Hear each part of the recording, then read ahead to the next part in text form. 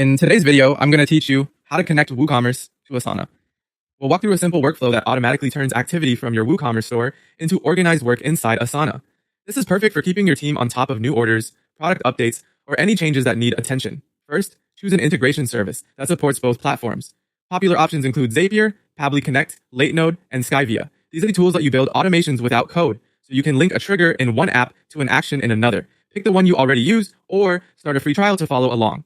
Next, set up your trigger in WooCommerce. In your chosen tool, create a new workflow, sometimes called a Zap, Scenario, or Automation, and select WooCommerce as the trigger app. Choose the event that should kick everything off, such as new order, new product, or update order. You'll be prompted to connect your WooCommerce store. Follow the on-screen steps to authenticate with your store URL and account credentials, or by using an API key if your tool requires it. Be sure to use a secure connection and only grant the minimum permissions you need. Now add the action that will run in Asana. Insert a new step and pick Asana as the action app. From there, choose what you want to happen. Create task, create project, or create story.